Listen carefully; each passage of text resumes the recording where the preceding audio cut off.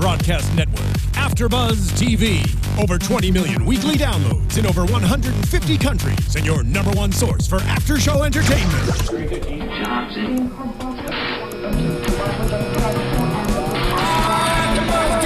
AFTERBUZZ TV, the destination for TV superfans, producing after-shows for over 300 of your favorite TV shows, interviewing celebrities and showrunners, and bringing you behind-the-scenes exclusives. All thanks to E! Entertainment's Maria Menounos, producer Kevin Undergaro, and internet leader Akamai.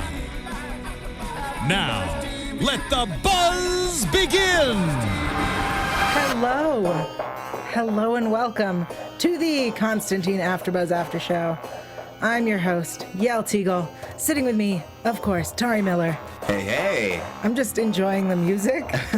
I was like, oh, this is so... It's soothing. A little bit. Yeah. Is that weird? No, I mean, you got the clockworks going and the, gentle, I don't know what instruments those are, but they're great. And now we got some, hard rock, heavy metal. I love it. Guys, we're talking about Constantine, the Devil's Vinyl, so it's only fitting that we discuss the music. Yeah. This episode, I'm going to say it, my favorite episode so far. I even, for the last two episodes, I feel bad for the fans because I've been harping on how similar it is to Supernatural. In this episode, I was like, no, it's not at all. Yeah. In fact, it had two Doctor Who references, which I loved. I mean, yeah, it's definitely finding its groove, and Zed made an amazing addition to the team. Mm-hmm. She really kind of completed the whole deal. Yeah. And she's pulling her weight, which is great. Yeah. Oh, she's pulling more than her weight. But also, I was reading comments because I was trying to find information about this episode, and I was reading comments, and people were pointing out that the first episode was the pilot. So, it's always rough. You got to learn who everyone is. You got to be introduced to the whole situation. And because they had to recast the female role and they brought in Zed, the second episode had to serve as an additional pilot. Right. So this is the first, real episode, which is why it's so good. Yeah, that makes sense. Right? Yeah. Oh, I loved it. And it was darker. It was what we've been waiting for. I felt like the last episode was darker than this one. Really? I did, mostly because of the whole, moral ambiguity thing that I discussed on the last episode. But, I felt like this one had dark themes, but it had a lighter feel to it overall. Interesting. Yeah. That's so interesting. I see what you're saying, but I still disagree. That's fine. You're allowed that. Thank you. This one time. Oh. So this episode takes us to Chicago, and we find out that there's a woman who is looking for a record, and this magical record apparently has the voice of Satan on it. Yeah. I like that she finds it in this carcass warehouse. It was who is maintaining this place and just hanging up all of these animals? I don't think I don't think that was the point. I think somebody did this because here's my theory. They were drawn to murder the animals because the record was, it makes you hear voices. So whoever's shop this was hearing voices and therefore was killing all these things. I don't think it was a butcher shop where they didn't do what butchers do. Right. Okay. That makes sense. You really thought that this is just somebody's store? Right. Well, I mean, if you're housing the Devil's Vinyl, maybe you're just I'm a crazed guy and I just like to, maim animals and stuff. He could be at stage 2 of becoming a serial killer. It's wet your bed, kill some animals, play with the Devil's record. It's a progression. Okay. Well, she finds the record in the wall, and everything's frozen. Not that frozen. And just let it go, Yael. You let it go. Oh, sorry, guys. And we find out later that this record was actually created by an old musician who had sold his soul to the devil, and the payment was his talent. And then the devil came to claim him, and therefore he was accidentally recorded onto this record, which when you hold it, you start hearing voices, and it wants to be played. It wants to, you to kill everyone by playing it. Yeah. What an interesting idea. Yeah. It's like a really proactive Ring VHS, but it's a record. Oh. Yeah. So it's you listen to it, and then you either kill yourself or you kill others. Well, I think that you're supposed to kill others and that the reason Bernie, who we meet later, killed himself is because he even shouts out, "I don't want to do it. I don't want to kill anyone." So he kills himself to not hurt others. That makes sense. Yeah. Okay. I had interpreted it as I don't want to like kill myself, but that is a more philanthropic gesture in that regard. Well, watching it twice, that was what I came up with. Well, when Constantine gets involved with Zed... Guys, I actually found a track off the record. Uh-oh.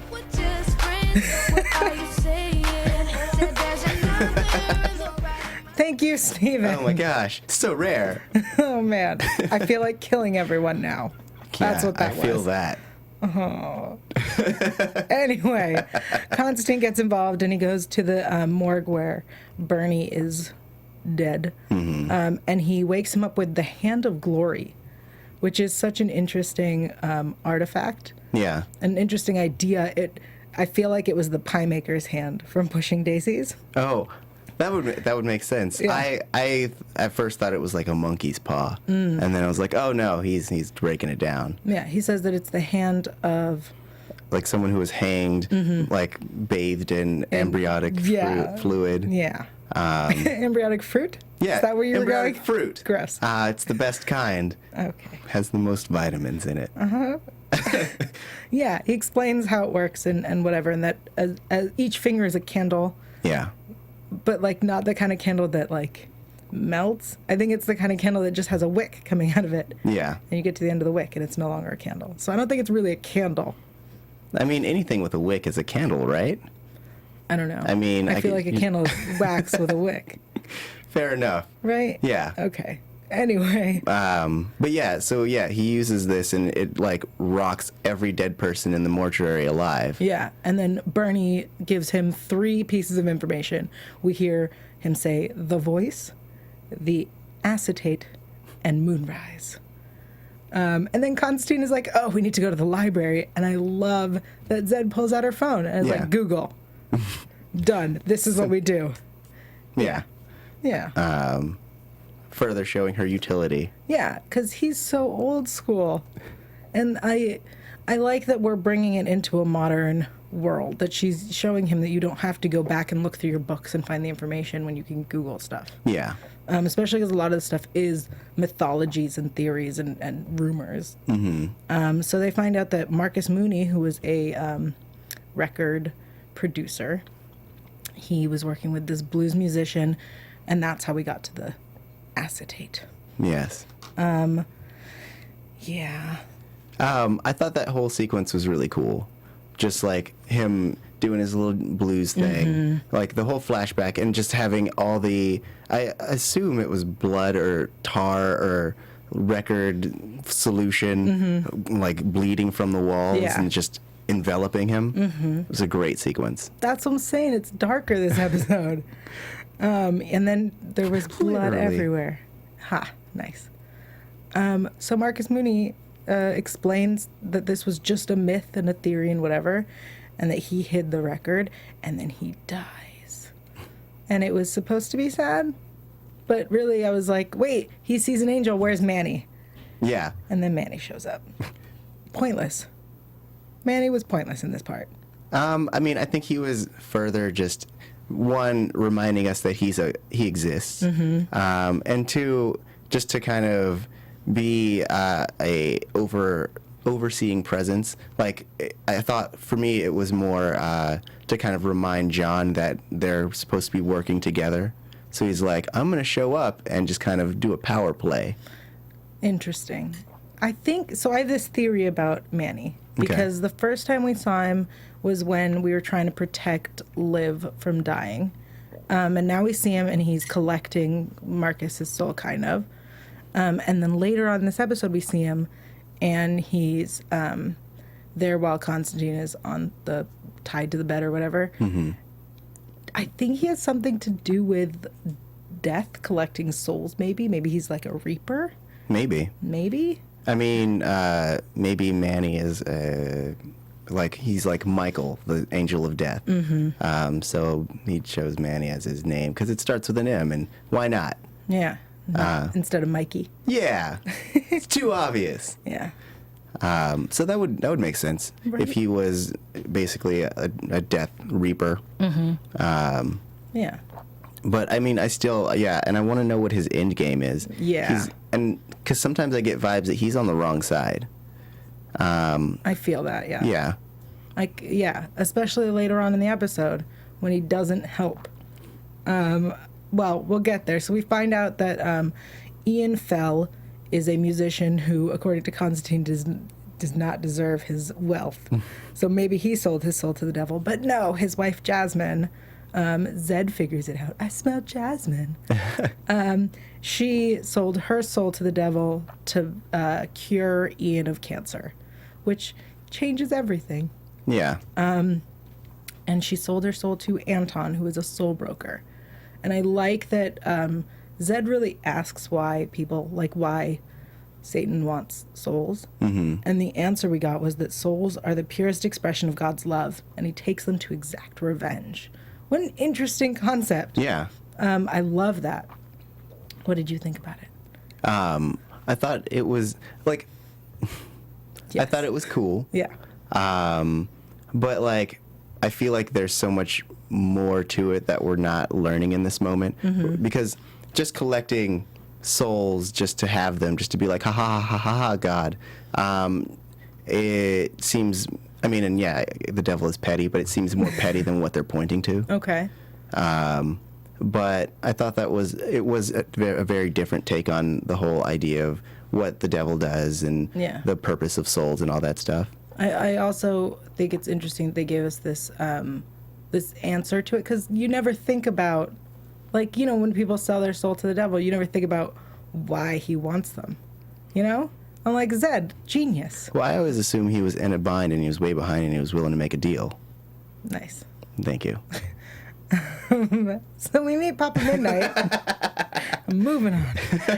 We meet Papa Midnight, who, in this version of Constantine, is a voodoo priest. And I don't know if that is the same in the comics, but it is different from the Keanu movie. And I'm not trying to compare, I'm just pointing it out. Right. Stating the facts. Stating facts, people, calm down. I'm sorry. And he wants the acetate as a get out of hell free card, which I don't understand how he plans to use it that way.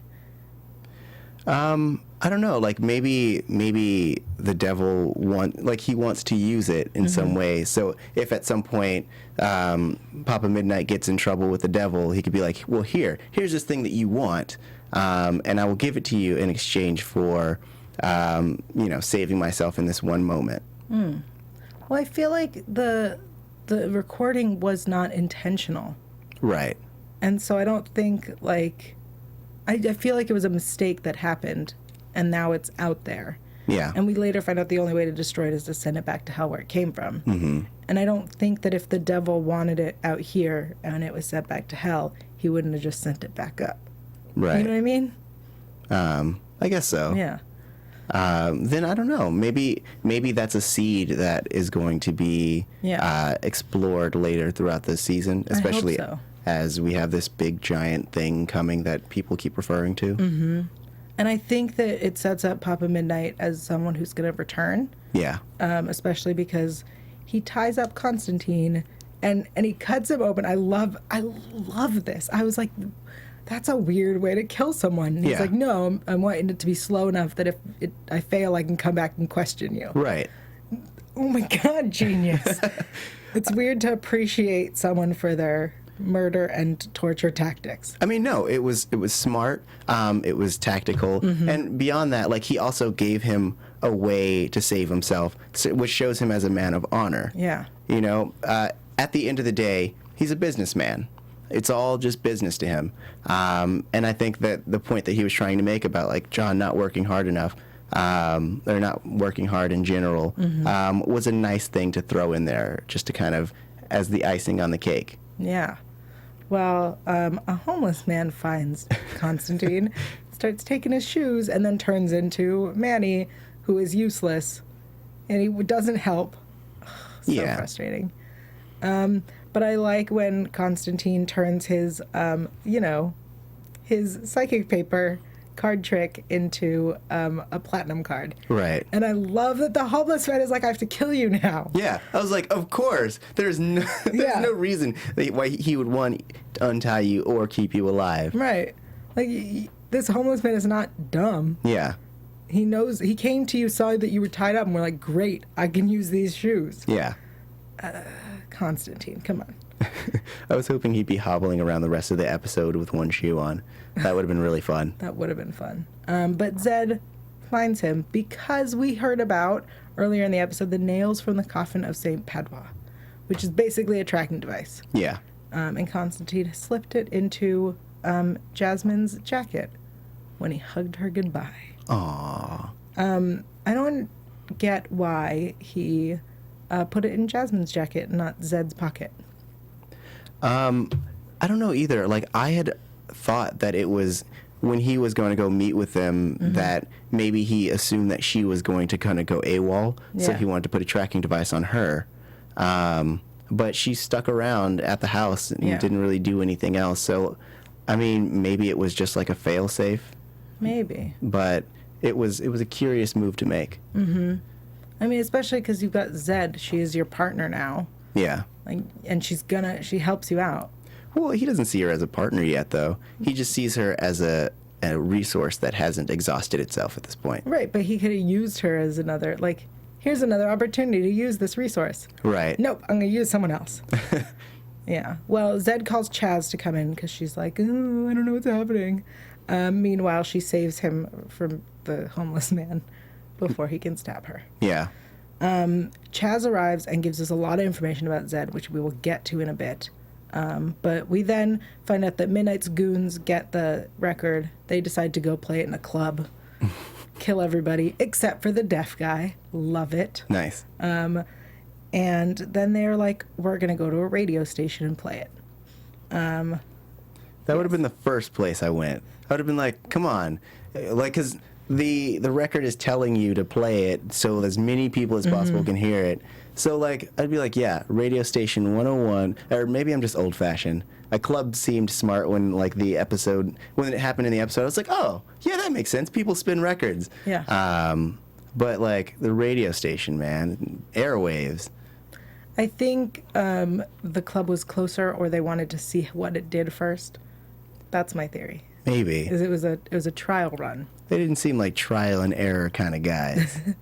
I don't know if it was a trial and error. It was just let's see what happens. Great. Let's take this bigger. You know? Yeah. All right. They weren't expecting error to, like, then fix it. They were like, no, let's see what happens. Great. Moving on. Well, Constantine shows up. Also, Papa Midnight shows up. Stops the music from playing. Thank you, Papa Midnight. Yes. Oh, sorry. I was just gonna rave about that sequence where he just comes in with a shotgun and just starts blasting speakers. It was great. Yeah. Especially because we got Zed and Chaz outside trying to figure out how to do it, and Papa Midnight just shows up with a gun. Got this. We got this, guys. Yeah. And Constantine sends them, the goons and the record, back to hell. Yeah. Then Anton is forced to eat the contract. Because that's where the saying comes from, guys. It was cute. It was cute. I think the way the conversation went was unnecessary. Right. The fact that Ian was like, I didn't know he would literally have to eat the contract. And then Constantine was like, that's where the saying comes from. We could have just taken out Ian's line. And it would have still been fine. I mean, well, I actually valued Ian's line as a more realistic reaction to be like, oh, that actually happened. That's okay, cool. This is a thing we're doing. Whereas, like, Constantine's like, here's my little frame of reference. Meh. Okay. That was my impression. It was that good. was a terrible impression. impression. It was great. I know exactly what you mean. Yeah. And then we see in the final moments that Papa Midnight has a voodoo doll of Constantine, even with a little tie. Oh, yeah. So he's not going anywhere. No. And I thought that was great. Like, the moment that they, like, right after the acetane was sent to hell and he's like, Constantine, I was like, you just made a powerful enemy, my friend. So I kind of, though part of me wanted him to join the club. I wanted him to be, like, part of the gang. solving mysteries. But he's not a good guy. I know, but I like him so much. Me too. I hope we'll see more of him. Yeah. Before we get into Zed and all the other exciting revelations that we had, I want to take a moment to thank everyone for listening and downloading and streaming. We really appreciate it. We like this show a lot and like coming to talk about it. So we are here for you. And the one thing we ask for you to do for us is go on iTunes and rate and review us. If you like our show, we will take a 5-star rating. Thank you. If you don't like our show, we will accept 4 stars. That's fine. We understand. But also leave a comment if you don't like us. If you do like us, let us know what we're doing well, what we could be doing better, what you think of Papa Midnight. Should he join the team? That is all we ask. Also, thank you for commenting on YouTube and tweeting at us. We do love that. We appreciate it so much. Yeah. Okay, so as I said, there were 2 Doctor Who references in this episode. The Mill House, which is a supernatural safe house, is bigger on the inside. Mm-hmm. For those who don't watch Doctor Who, you should. And the psychic paper in form of playing cards. Amazing. Yeah. Those are my favorite moments of the episode. Can we make a Doctor Who reference every episode? Yes. 'Cause I think we did it last episode too. I'm sure we did. Yes, we did. We're fans. Yeah. But yeah, those are really. I'm wondering if they were like intentional, cute little nods, or if they were just like, here's some lore. I want to believe that the writers are Whovians. Mm-hmm. I want to believe that. This Mill House, I want more information about it. We find out that there is a hall of doors. Yeah. And that even I'm not ready for that one, says Constantine.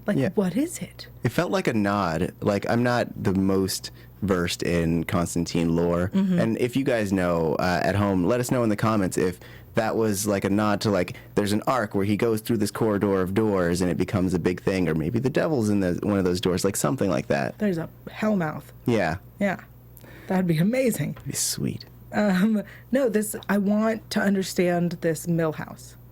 Every time you say Mill House, I keep thinking of Millhouse from The Simpsons. It's not important right now, but every time you say it. Anyways. Well, I want to know more about Mill House. Yeah. I mean, it's a good tool to be for every episode. If they ever need anything, you're just like, it's in the Mill House. Yeah. So just go to the Mill House and get this tool, because it's in there. It's infinitely big. Mm-hmm. This Mill House. It's like the minor boss from last week. Mill House. We also get information about Zed. So Chaz does some digging into Zed. And her parents may not have named her. Ooh. We also find out that she knows ASL. Yay, American Sign Language. Yeah. That was awesome. Chaz likes her. Like, he thinks she's super useful. He really appreciates her being around. Yeah. I like that. I also really like Chaz. Well, he's a good guy. Mm-hmm. Like, I feel like he's the and I don't know which is the which, but he's the yin to Constantine's yang. He's the yang to Constantine's yin. Yeah. Like, he's the heart of the group. He keeps things together. Yeah, he does. Yeah. He's also very helpful. And Zed is not in any law enforcement database, but we're not sure if that's a good thing. So meaning, like, her prints were not, she's never been printed. Yeah. Not even, she may have been arrested, but she was never printed. Yeah. I mean, it made me think if maybe she's like there's a chance that she's an astral projection, or she's like a spirit, or maybe an angel that we don't know of. Like, there's something about her that, like, is ethereal. We know this. And so I'm hoping that she becomes something of like a god or demigod or you think she's not human? I don't think she's human. No. Interesting. I think she's human. And at the end we see her with her cross that she takes off. Mm-hmm. And I want to say that I'm going to go with she's human, but I think she may have a non-human parent. Okay. So, like, maybe one of her parents is an angel or something. It's Manny. It's got to be Manny. Yeah. He fathers everyone. Why? I don't know. You're just making decisions. I just make statements, and then sometimes they land, sometimes they don't. Yeah. So overall, this episode was really fun. we got a lot of information. We learned a lot more about this world. I personally think it was a little darker. Mm-hmm. I'm really loving Zed. I think she's very useful. I felt that she was really kind of annoying last episode. But mostly because she was like, I want to do stuff. Yeah. I want to help. But this episode, she's like, nope, I got this. Yeah. She's really asserting herself. Like, the moment where, not to say that she didn't have me before, but the moment it was cemented in there is when John is jumping the fence and he, like, extends his hand and she's like, no, I can jump this fence myself. Yeah. I was like, yes, this is a strong character. This is a character that gets things done. I would go further back to her Googling. I know, but still, I thought that was like a physical representative moment. Yeah. I don't know words. Leave me alone. I know what you mean. Hopefully the audience does too. I think in the beginning when she arrives, because she drew the mill house. Yeah. It's like there aren't a lot of houses like this in Atlanta. Mm-hmm. Which I want someone in Atlanta to let me know if that is correct. If there aren't a lot of houses that look like that. We get flooded with like 700 houses that all have mills on them. I'd be like, yeah, well, Constantine was wrong. Do your research. Yeah, guys, no. Google Atlanta. But she like shows up but is like, I'm gonna help. I want to go with you. I didn't come all this way to like have you just abandon me. And he's like, oh, you can drive. I love it. Yeah. When is Chaz gonna get the taxi fixed? That's what I want to know. It's getting there. Yeah. You know, he's not gonna taxi out to Chicago from the mill house though. Why not? She drove them in her truck. Meh. Taxis have fare systems. I was like, what was that? What is that supposed to mean? It's when they punch the rotating fare. It doesn't matter. Nothing I do matters. I'm getting that. Okay. I like Zed. I like Chaz. Yeah. I would say I like them more than Constantine, but only because, like, when you compare them with they wouldn't be as great if we didn't have Constantine. Right. Well, I mean, and I feel like even though we haven't met a lot of them, like, or at least we don't know a lot about their backstories, like we've kind of seen their individual arcs. Like, I mean, Zed has gone from just like needing woman to like strong female character in 2 episodes. Yeah, amazing. Whereas Constantine he's kind of a constant. He's always snarky. He's always tortured, and he's always battling something, whether it be an internal or external demon. He doesn't really have a lot of growth in these last 3 episodes, but he doesn't need it because he's supposed to be a constant. He's supposed to be just the driving force that gets us through the season. Interesting. Yeah. I will point out that last episode I was excited to see him smoke so much, and this episode, again, not as many cigarettes. Right. I can't even think of one. No. Yeah. Guys, he's a smoker. Just do it. Get over it. I really hope that we get Chaz's backstory very soon. Yeah. Because I want an answer. To his immortality? That too. Oh. I just want answers. Okay. Any answer. That was what I thought about because Constantine mentioned that the hand takes away some of your life. And I was like, just give it to Chaz. Make him do it every time. Because he can't die. Yeah, that was such an interesting statement about how Constantine, he just understands that he's shortening his life, and he like doesn't even care. He's like, I'm helping people. It doesn't even matter. Yeah. And I wonder how long his life started out. Because he's like, I feel like at this point, he probably only has like 3 years left. Right. You know? Yeah. Weird. All right. I think that pretty much covers the Devil's Vinyl. And now we should head into predictions. And now, your AFTERBUZZ TV predictions.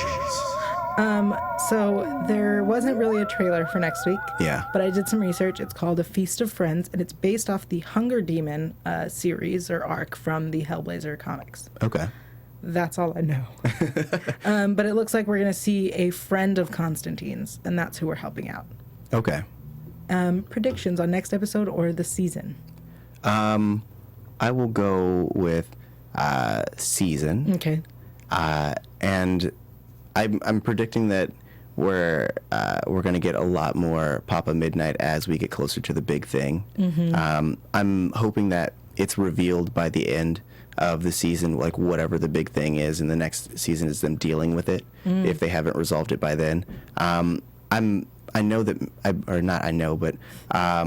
that Manny will turn at some point, and he'll kind of be like, here is my true intention, and it will be super dark, I'm hoping. Yeah.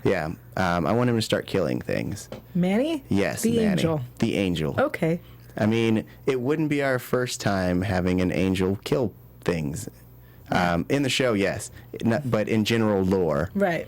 I mean, because angels are traditionally, like, they take lives at the behest of God. They don't value humans as highly as God does. Yeah. Yeah. Interesting. I'm going to predict that we will see Papa Midnight sooner rather than later. I was going to say that we're going to get some answers by the mid-season finale, but we're already in November, so I'm going to go with no. I want answers about Chaz, and I want them within the next month. Okay. I'm requesting a lot. Yeah. And I want Zed answers.